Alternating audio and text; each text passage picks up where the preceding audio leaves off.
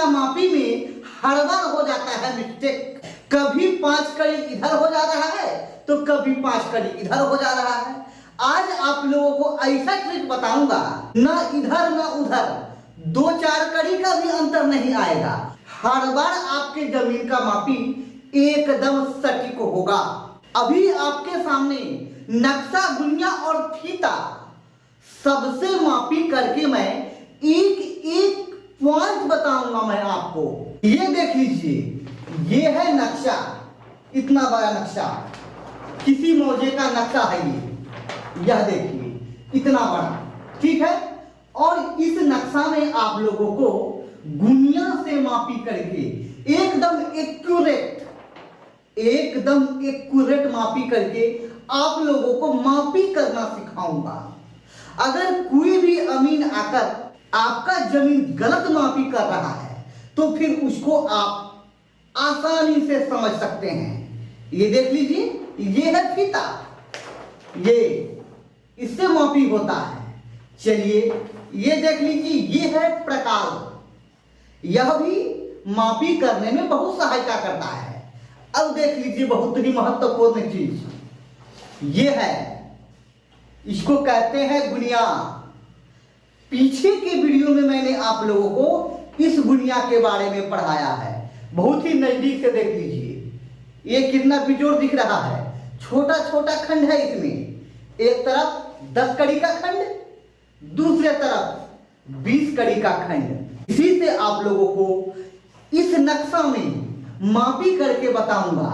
इस गुनिया से एकदम क्लियर, आप लोगों के समझ में एकदम सटीक बैठ जाएगा और आप लोगों को जमीन मापी करना आ जाएगा। इसके हर खंड के बारे में बता चुका हूं मैं। ये जो गुनिया है, इसके हर खंड से आप लोगों को मैं वाकिफ करवा चुका हूं।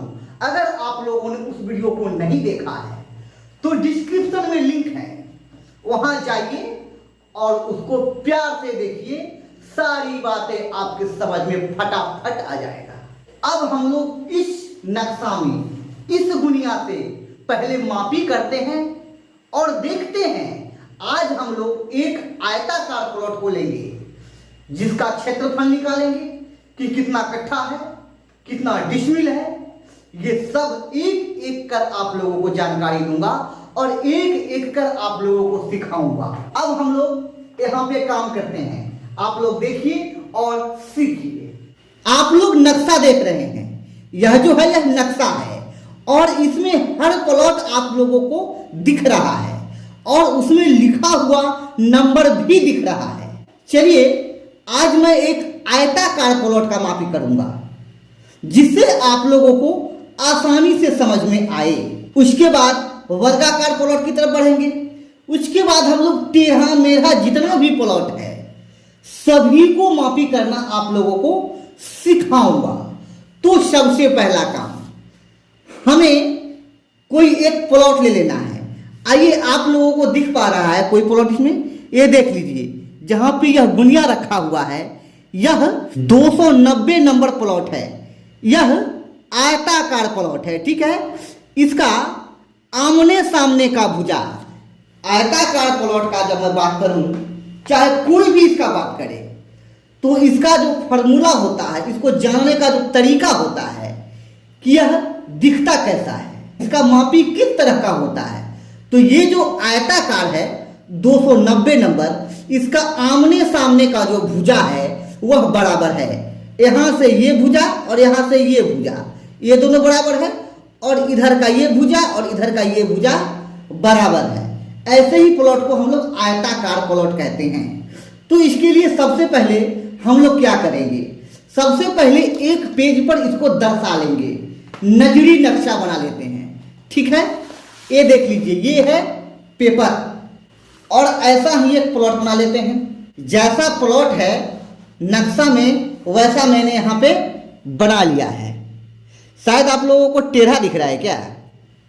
यह टेढ़ा नहीं है, यह सीधा है, ठीक है। थोड़ा सा लग रहा है आप लोगों को टेढ़ा दिख रहा है, चलिए कोई बात नहीं, आप लोगों को समझना है, ठीक है। यह जो है यह सीधा है। चलिए अब ये जो 290 नंबर लिखा हुआ है उसको भी यहाँ पे नोट कर लेते हैं। ये हो गया 290। ये क्या हो गया? प्लॉट नंबर, या फिर इसको हम खेसरा नंबर भी कहते हैं। खेसरा नंबर ही कहते हैं हिंदी में, और इंग्लिश में प्लॉट नंबर कहते हैं। अब हम इसे मापी करते हैं, क्या चीज से? गुणिया से। आइए देखते हैं। ये देख लीजिए, ये गुणिया रखने का तरीका है। इस पॉइंट से इस पॉइंट तक पहले मापी कर लेते हैं। दिख रहा है आप लोगों को?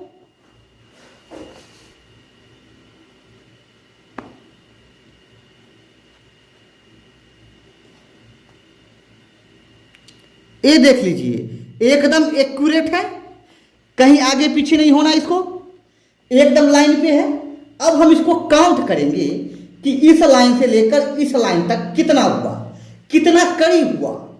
अब काउंट कीजिए, यहां से लेकर यहां तक, ये यहां से लेकर यहां तक 100, यहां से लेकर यहां तक 200, यहां से लेकर यहां तक 300, यहां से लेकर यहां तक 400। उसके बाद एक छोटा खंड और है, तो यह कड़ी गुणिया है। 50 कड़ी गुणिया है। इधर वाला 25 और इधर वाला 50। तो मैंने आप लोगों को बताया है 25 जीरो गुणिया जो होता है, उससे अगर हम मापी करते हैं तो उसका छोटा खंड 20 कड़ी का होता है। तो काउंट कीजिए, यहां से यहां तक 100 है, छोटा खंड 20 कड़ी का। 100, 200, 300, 400 और फिर यहां पे एक खंड छोटा वाला और है, तो यह हो गया 420 कड़ी। ठीक है, अब हम लिखते हैं 420, यहां लिख देंगे 420। अब आगे बढ़ते हैं, इसका दूसरा मेर मापी कर लेते हैं। ये वाला, ये प्लॉट है, मैंने ऊपर वाला मापी किया, उत्तर साइड वाला। ये देख लीजिए, एक्यूरेट बैठा है। इस लाइन पे ये वाला एक्यूरेट बैठा हुआ है। अब यहां से काउंट करेंगे, यह देख लीजिए 1, 2, 3, 4 और 20 कड़ी और है। कहने का मतलब यह भी 420 ही कड़ी है। यह क्या है? कड़ी है। यहां पे भी लिख लेंगे 420, एक कड़ी है तो कड़ी लिख लेंगे। ठीक है, कड़ी कड़ी। अब इसको और इसको यहां से लेकर यहां तक और यहां से लेकर यहां तक नक्शा में मापी कर लेते हैं कि कितना है। ठीक है,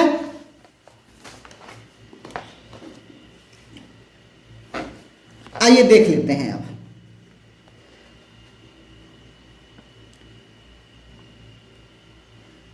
देख पा रहे हैं आप लोग, एकदम एक्यूरेट बैठा हुआ है, थोड़ा भी इधर उधर नहीं है। ठीक है, अब काउंट कीजिए कितना है। 100 और 200, 200 से हल्का कम है। 100 पूरा है, उसके बाद 4 खंड है और उसके बाद आधा खंड और है। तो 100 तो पूरा 100 हो ही गया, 4 खंड मतलब 80 कड़ी और फिर आधा खंड, तो फिर 190 कड़ी। आइए इधर का भी देख लेते हैं।